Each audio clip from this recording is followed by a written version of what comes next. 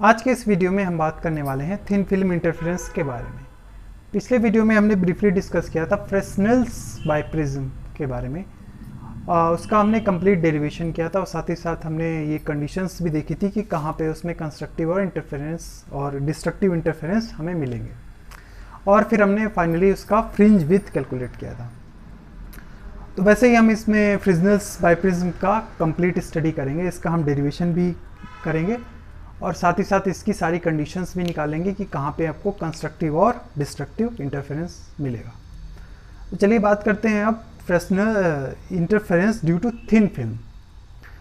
तो interference due to thin films के बारे में अगर हम बात करें तो इसका जो एग्जांपल है वो हमने कंसीडर का आप कर सकते हैं एक सोप बबल। आप सबने सोप बबल बनाए होंगे, देखे होंगे। सोप बबल पे आपको एक ब्यूटीफुल कलर पैटर्न मिलता है। तो वो कलर पैटर्न आपको क्यों मिलता है, उसका जो रीज़न है उसके बारे में आज चर्चा होगी ब्रीफली। तो अगर आप एक सोप बबल कंसीडर करें तो एक सोप बबल की एक बेसिकली बहुत ही पतली थिन फिल्म होती है, बहुत ही पतली थिन फिल्म होती है, ठीक है।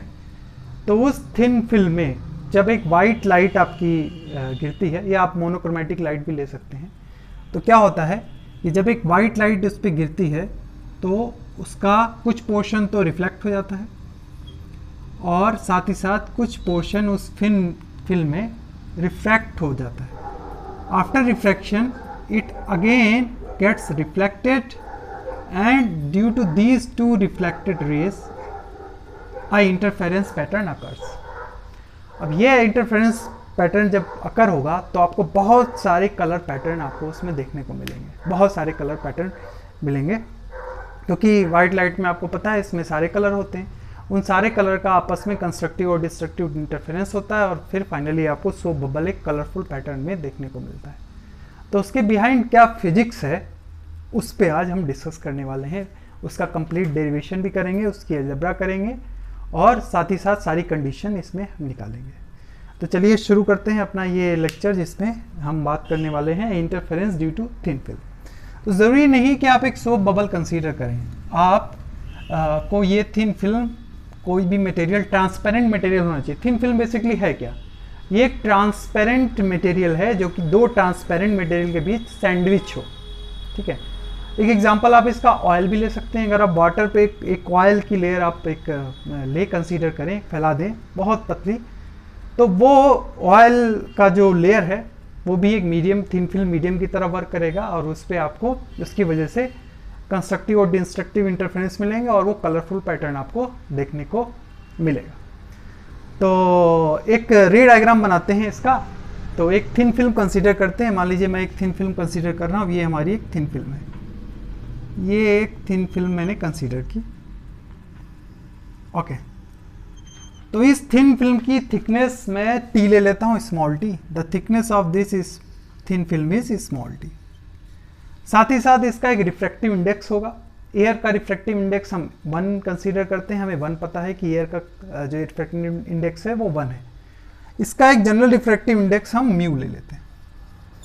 तो यहाँ पे दो हमने कंसीडर किए पैरामीटर, एक तो टी कंसीडर किया। टी क्या है, T is the thickness of this thin film, और साथ ही साथ हमने म्यू कंसीडर किया है। म्यू क्या है, mu is a refractive index of this material. Thin film का जो भी मटेरियल होगा उसका वो रिफ्रैक्टिव इंडेक्स होगा। तो एक सोर्स से जब एक लाइट इस पे हिट करती है, एक सोर्स से जब इस पे एक लाइट हिट करेगी, ये लाइट हिट की, ओके, ये सोर्स आपका वाइट लाइट भी हो सकता है और साथ ही साथ मोनोक्रोमेटिक लाइट भी आप यूज़ कर सकते हैं। तो इसका कुछ पोर्शन जब इसके अपर लेयर पे हिट करेगा, इस थिन फिल्म के अपर लेयर पे जब ये पोर्शन, ये लाइट हिट करेगी, तो इसका कुछ पोर्शन तो इसका रिफ्लेक्ट हो जाएगा। मेजर पोर्शन रिफ्लेक्ट नहीं होगा, इसका माइनर पोर्शन इस अपर लेयर से रिफ्लेक्ट हो जाएगा, ओके। तो अगर मैं इस अपर सरफेस पे एक नॉर्मल ड्रॉ करता हूँ, ये मैंने नॉर्मल ड्रॉ कर दिया, तो ये एंगल हम आई इंसिडेंट एंगल कंसीडर कर सकते हैं। This is our incident angle I, okay. इसको कुछ नंबर दे देते हैं। ये मान लीजिए ये ए है और ये ए बी रे हिट की हमारे upper surface of this material, जो कि थिन फिल्म का मटेरियल है, और यहाँ से ये यहाँ से ये रिफ्लेक्ट कर गई। ओके, क्या होगा, अब मेजर पोर्शन इस लाइट का जो रिफ्लेक्ट होने के बाद जो बचा है वो यहाँ से रिफ्रैक्ट होके कुछ इस तरीके से हमको मिलेगा। तो जब ये रिफ्लेक्ट होने के बाद का जो पोर्शन है ये इसमें रिफ्रैक्शन होगा। आपको पता है कि जब ये नॉर्मल पे जब हिट करेगा तो अगर ये वाला पोर्शन जो हमने कंसीडर किया है इस थिन फिल्म के बाहर का पोर्शन, ये एक रेयरर मीडियम है, एयर कंसीडर कर रहे हैं हम, तो ये एक रेयरर मीडियम है।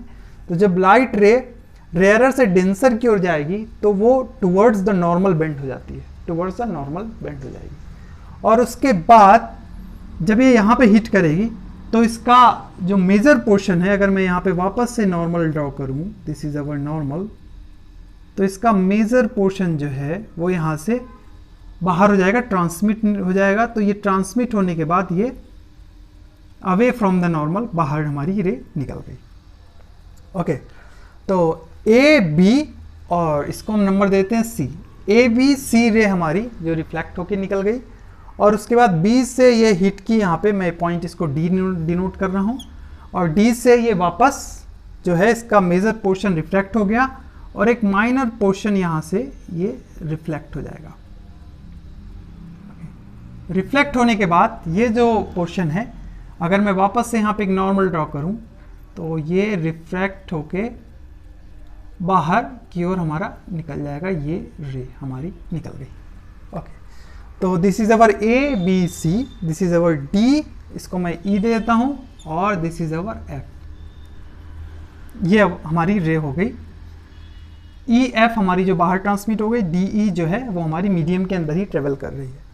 और इस नॉर्मल को मैं कंप्लीट अगर ड्रॉ करूँ या, तो ये नॉर्मल कुछ हमारा इस तरीके से यहाँ पे ड्रॉ हो गया है या। तो इसका मिड पॉइंट है, इसको भी एक मैं नंबर दे देता हूँ, इसको मैं नंबर देता हूँ, मान लीजिए this is our M point.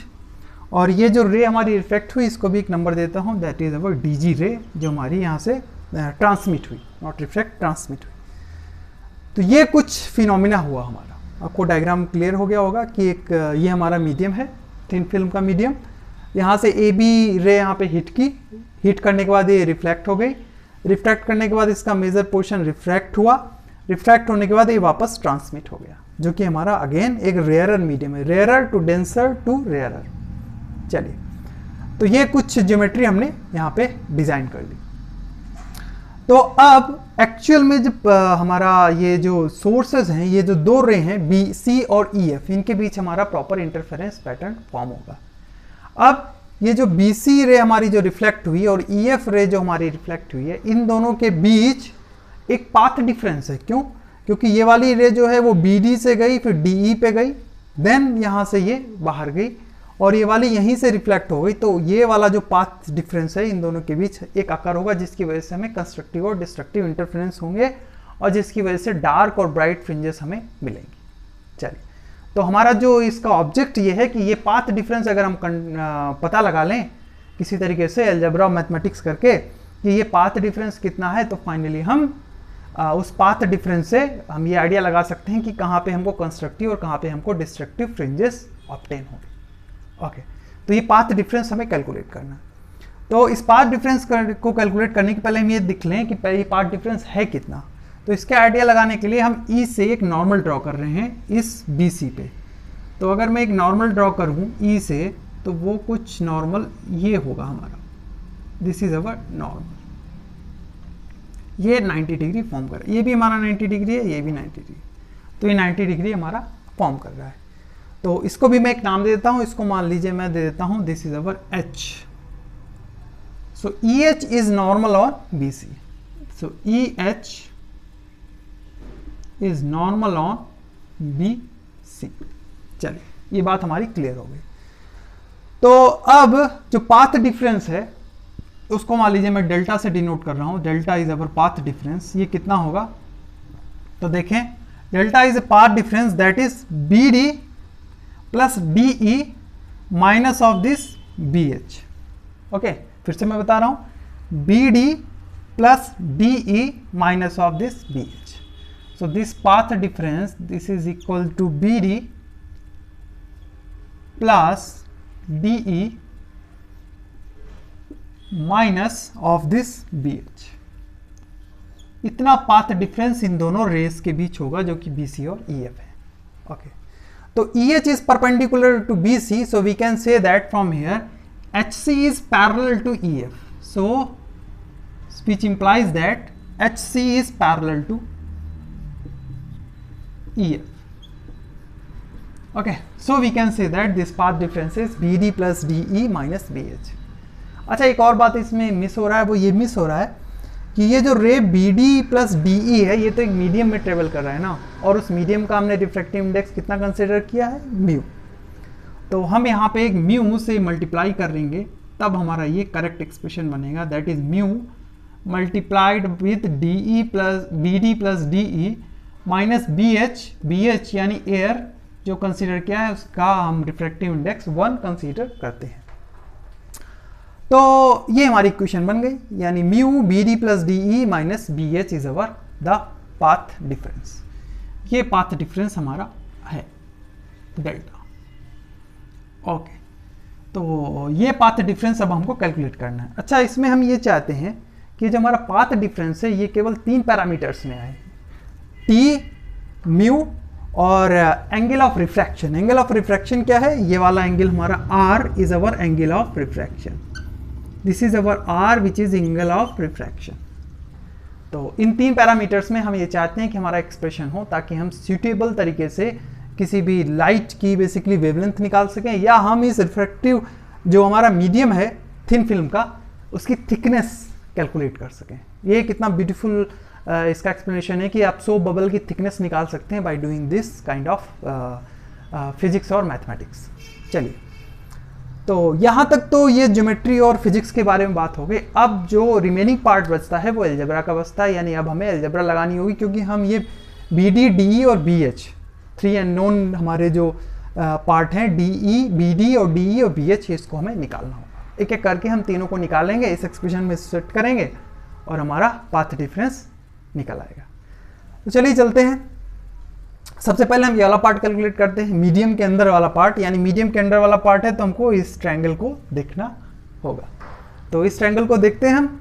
Okay, तो ये ट्रायंगल हमारा क्या है, this triangle is our BD और E, ये ट्रायंगल है हमारा। तो ये बेसिकली एक ट्रायंगल हमारा 2 ट्रायंगल में डिवाइडेड है, राइट एंगल ट्रायंगल में। कौन कौन से, एक तो BD और M, और दूसरा क्या है MD और E। और यहाँ पे हमें पता है ये जो ट्रायंगल में एंगल ऑफ BD और M that is equal to triangle MD और E that is equal to R। ये हमारा एंगल R है। ओके, अब ये 90 डिग्री है, ये भी 90 डिग्री है, तो ये वाला कितना बचा 90 माइनस R, ये वाला कितना बचा 90 माइनस R। ओके, तो ऑलमोस्ट ये हमारे जो ट्रायंगल हैं दोनों दीज आर इक्वल।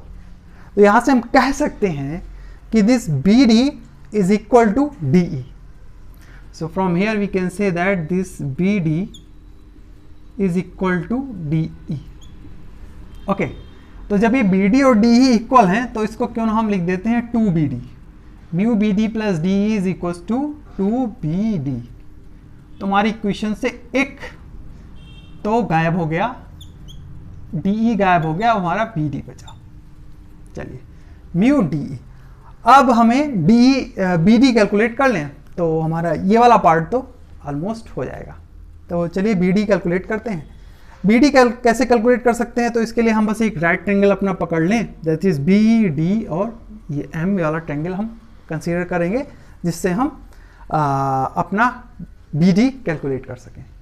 तो इसके लिए हम क्या करें, हम इसमें एक ट्रिग्नोमेट्री का इक्वेशन यूज करेंगे, that is cos of R। अगर हम निकालते हैं इस ट्रायंगल के लिए cos ऑफ R, किस ट्रायंगल के लिए निकाल रहे हैं, ध्यान देंगे BD और M ट्रायंगल के लिए हम cos ऑफ R कंसीडर कर रहे हैं। तो ये cos ऑफ R क्या होगा हमारा, this cos of R is equal to base upon hypotenuse. Base कितना है हमारा, बेस इज अवर, देखिए ये एंगल के जस्ट सामने वाला हमारा परपेंडिकुलर होता है और 90 के सामने वाला हाइपोटेनियस होता है। तो बचा हमारा base that is MD divided by our hypotenuse. Hypotenuse कितना है हमारा BD, BD हमारा हाइपोटेनियस है। तो यहाँ से हमें बी डी क्या मिल गया, B D is equal to M D upon cos of R. M D क्या है, M D is a thickness of this thin film. Thickness कितनी है हमें पता है, थिकनेस हमने पहले कंसीडर कर ली है, T upon cos of R. तो बी डी तो हमने निकाल लिया, B D is equal to T upon cos of R. तो इस बी डी को अगर हम इसमें पुट करें अपने डेल्टा में, तो डेल्टा हमारा क्या मिलेगा, delta is equal to mu two mu T upon cos of R minus B H. इतना पार्ट हमें मिल जाएगा। चलिए कुछ तो सॉल्व हुआ हमारा, बी डी हमने कैलकुलेट कर लिया, तो अब हमारा सिर्फ बी एच बचा है। तो इस इक्वेशन को मैं वापस से चेंज कर देता हूँ, तो 2BD की बजाय अब हमें मिल गया T upon cos of R, T upon cos of R. चलिए तो इस कैलकुलेशन को मैं मिटा रहा हूँ। अब हमें BH निकालना है। चलिए अब BH भी निकाल लेंगे इसी तरीके से। तो BH कैसे निकालें हम, BH ये वाला हमको कैलकुलेट करना है, जो डिस्टेंस है जो कि लाइट ट्रेवल करेगी। तो BH के लिए अब देखिए हमको ये वाला ट्रायंगल कंसीडर करना पड़ेगा, मीडियम के बाहर वाला। तो मीडियम के बाहर वाला देखेंगे, ये एंगल I है, ओके। ये एंगल तो 90 है, पर ये दोनों एंगल नहीं पता। ये I है तो ये कितना बचा, this is our 90 minus I। अब ये 90 है, ये 90 माइनस I, तो ये वाला एंगल कितना हुआ, this is again our I, incident angle हो गया ये। तो इसको मैं थोड़ा मिटा ही देता हूँ ताकि हमारे पास स्पेस रहे, ओके। तो ये I हो गया। तो यहाँ से इस I को हम इस BH का आइडिया लगा सकते हैं। तो in this triangle this is BEH, in triangle BEH अगर हम साइन ऑफ I निकालें तो साइन ऑफ I हमको क्या मिलेगा, that is our perpendicular upon hypotenuse. तो परपेंडिकुलर कितना हुआ, एंगल के सामने वाला perpendicular, that is BH divided by our hypotenuse. Hypotenuse कौन सा होता है, 90 के सामने वाला, दैट इज BE। तो ये हो गया BE। तो यहां से हमें BH मिल गया, BH कितना मिला, BE साइन ऑफ I आ गया। पर यहाँ पे भी अभी प्रॉब्लम है, क्योंकि हम चाहते हैं कि हमारा जो रिजल्टेंट हो वो TR और म्यू के टर्म्स में हो, और यहाँ पे I भी है और यहाँ पे BH भी है। तो ये BE है और साइन I, तो हमें BE को भी रिप्लेस करना होगा, साइन I को भी रिप्लेस करना होगा, थोड़ा कैलकुलेशन तो करना होगा। तो BE को कैसे करें, तो BE को निकालने के लिए हम क्या करें, पहले BE को निकाल लेते हैं, फिर साइन I को देख लेंगे। तो BE दो पार्ट में डिवाइड है, BM और ME। तो यहाँ पे हमें पता है BM is equal to ME, so we know that from this complete triangle BM is equals to ME, so we can say that BE is equal to 2BM. BE is BM that is this BE is equals to 2BM। तो BE को replace कर देते हैं 2BM से, 2BM। चलिए तो अब हमें सिर्फ BM कैलकुलेट करना रहेगा, ओके। अब हमें क्या कैलकुलेट करना रहेगा, BM कैलकुलेट करना रहेगा और साइन I को भी पुट करना होगा। तो अब निकालते हैं BM को। BM कैसे निकाल सकते हैं, तो वापस आ जाते हैं अपने इस मीडियम वाले ट्रायंगल पे। तो ये BM और D को फिर से लेंगे, और इस बार हम लेंगे कॉस भी हो गया, साइन भी हो गया, इस बार tan को कंसीडर करेंगे। सो इस ट्रायंगल में फिर से देखेंगे BDM, इस वाले ट्रायंगल में, यानी इस ट्रायंगल BD और M में इस बार मैं निकाल रहा हूँ tan ऑफ R। तो tan ऑफ R क्या होता है, that is perpendicular upon base, okay. तो परपेंडिकुलर कितना है, एंगल के सामने वाला परपेंडिकुलर यानी BM हमें चाहिए भी, और डिवाइड बाय बेस कितना है, बेस हमने कंसीडर किया है MD, यहाँ पे बेस हमारा है MD। तो यहाँ से हमको BM कितना मिल गया, MD हमें पता है भाई, MD कितना है, MD is the thickness of this thin film. तो थिकनेस T है, तो T tan ऑफ R। चलिए तो BM की वैल्यू अब अगर हम इस एक्सप्रेशन में सब्स्टिट्यूट कर दें, तो BM तो हमारा एटलीस्ट R और T के टर्म्स में आ गया, ओके। तो चलिए इसको हम that is equal to 2t tan of r into sine of i। t और r में आ गया, अब साइन i बचा है, साइन i को भी हम रिप्लेस करेंगे। तो इसको मैं थोड़ा सा मिटा रहा हूं। तो यहाँ पे अब हमको साइन i निकालना है। साइन i कैसे चेंज कर सकते हैं? तो देखिए साइन i को r में चेंज करना है, और तो कोई तरीका नहीं है। कि तरीका है हम स्नेल्स लॉ को यूज़ करें। सो स्नेल्स लॉ अगर हम अप्लाई करें, स्नेल्स लॉ क्या कहता है? स्नेल्स लॉ बताता है कि जब कोई लाइट वेव ट्रेवल करती है रेयरर टू डेंसर मीडियम में, तो उसका जो इंसिडेंट एंगल होगा sine i divide by sine r is equal to n2 divide by n1। n2 is a refractive index of second material and n1 is the refractive index of your first material which is rarer one, n2 is a denser one। तो n2 upon n1, यहाँ पे n2 कितना है? Mu है, n1 कितना है? 1। तो sign i कितना मिल गया? Sine i is equal to mu sine of r। चलिए साइन i भी हमने निकाल लिया। तो इस साइन i को अगर हम यहाँ पे रिप्लेस कर दें तो फाइनली हमारा BH भी निकल गया। तो साइन i को अगर मैं यहाँ पुट करें तो ये एक्सप्रेशन जो हमारा था 2t tan r, ये किस में कन्वर्ट हो गया? 2t tan of r into mu sine of r। Okay, तो इसको मैं थोड़ा और क्लियर में, इसकी हमें ज़रूरत नहीं है, ये मैं मिटा रहा हूँ। तो फाइनली हमारा BH कितना मिला? BH कितना मिला? BH को मैं थोड़ा सा लार्ज फॉन्ट में लिख रहा हूँ। BH is equal to 2t mu tan r into sine of r। तो इस तरह हमने BH भी निकाल लिया, और BH को हम इस डेल्टा में पुट करेंगे तो हमारा फाइनल पाथ डिफरेंस हमें मिल जाएगा। चलिए इसको पुट कर देते हैं, डेल्टा BH को यहाँ पे, BH को मैं पुट कर दे रहा हूँ। तो ये हमारा बन गया 2t mu tan of r into sine of r। तो ये हमारा इतना पाथ डिफरेंस हमको मिल गया। ओके, तो इतना एल्जेब्रा करने के बाद फाइनली हमको ये डेल्टा हमारा मिल गया। अब इस डेल्टा को थोड़ा सा सिंप्लीफाई करते हैं, काफ़ी लंबी इक्वेशन लग रही है। सिंप्लीफाई करके इसको शॉर्ट बनाने की कोशिश करते हैं। तो देखिए ज़रा कैसे शॉर्ट बना सकते हैं। This delta is equal to, देखिए यहाँ पे 2 म्यू टी दोनों जगह कॉमन है, कॉमन आउट ले लो। तो 2 म्यू टी को कॉमन आउट ले लिया। यहाँ पे कितना बचा? 1 upon cos of r minus tan of r को भी साइन और कॉस में चेंज कर लेते हैं। तो tan of r is equal to, आपको पता होगा, साइन अपॉन कॉस। तो जैसे इसमें साइन tan ऑफ r कितना होता है? That is nothing but which is equal to sine of r divide by cos of r। तो ये साइन और ये साइन मल्टीप्लाई होगा, तो ये दे देगा sine of r divide by cos of r।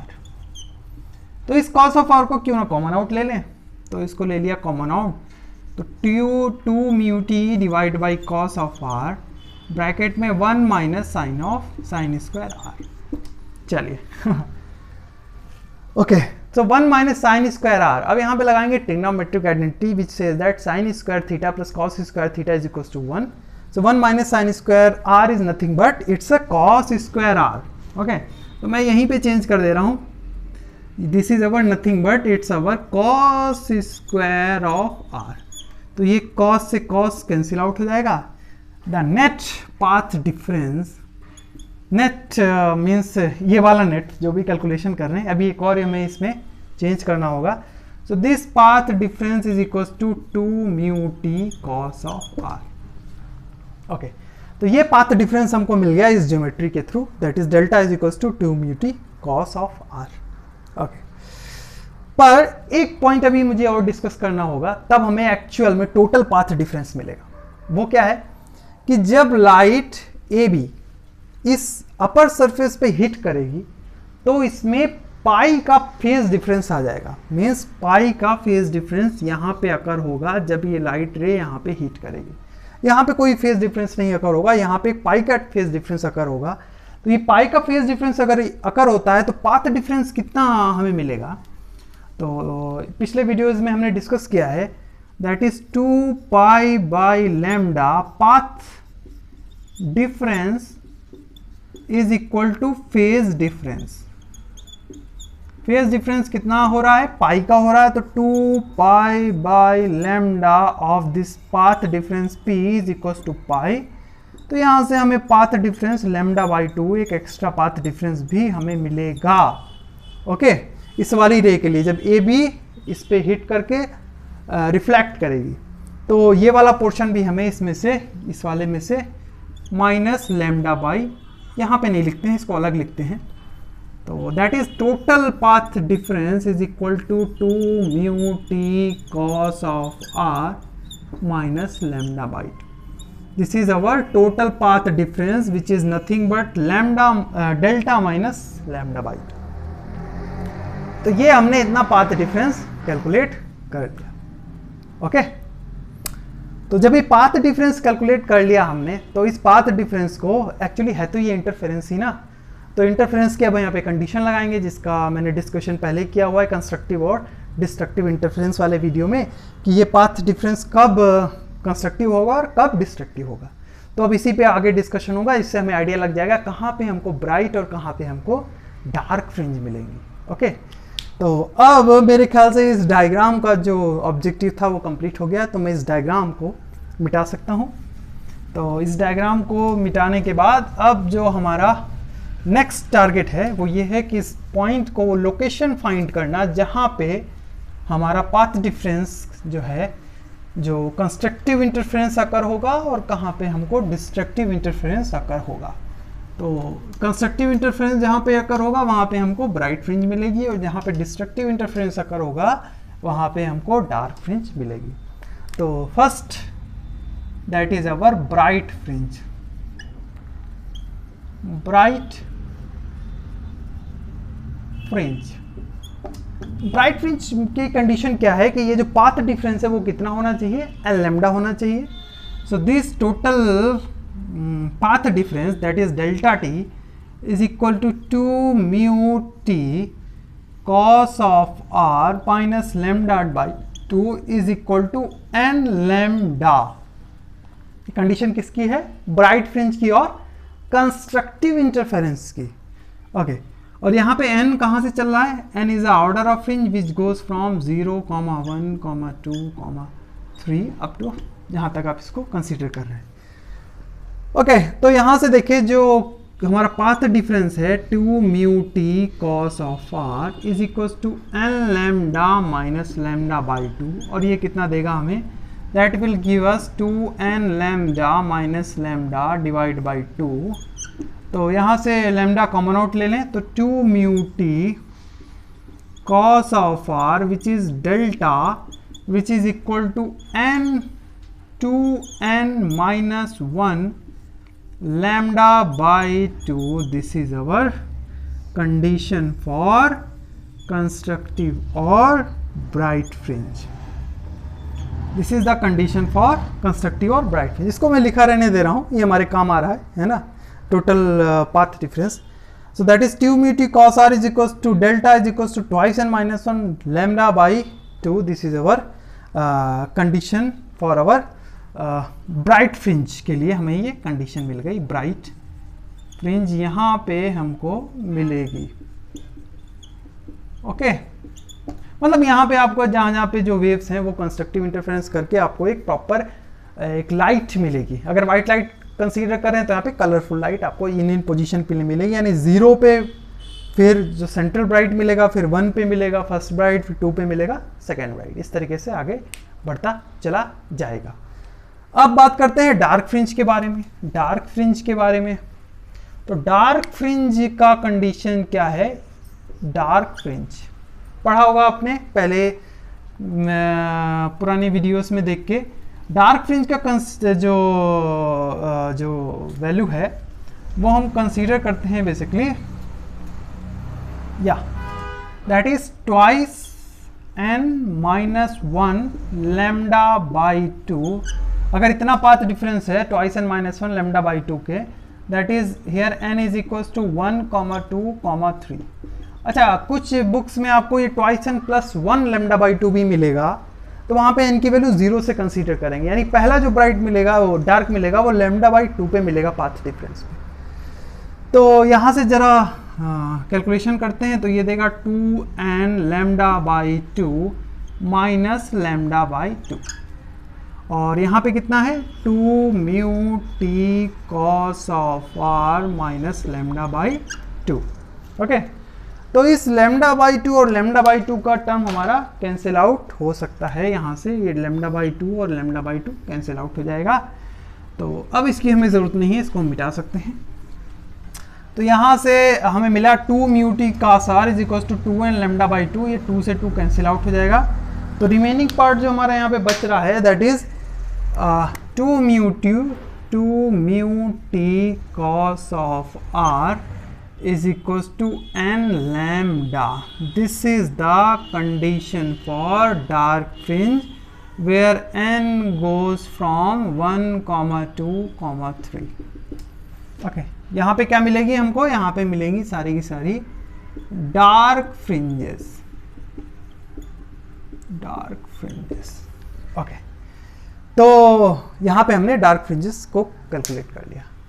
तो फाइनली अब हम कह सकते हैं हमने ये पता लगा लिया कि जब कोई लाइट आपकी सोप बबल या कोई ऑयल फैला है किसी वाटर सरफेस पे जब हिट करेगा तो जो कलर पैटर्न आपको डिफरेंट डिफरेंट मिलते हैं वो उसकी कंडीशंस क्या है, कहाँ पे वो कौन सा कलर मिलेगा।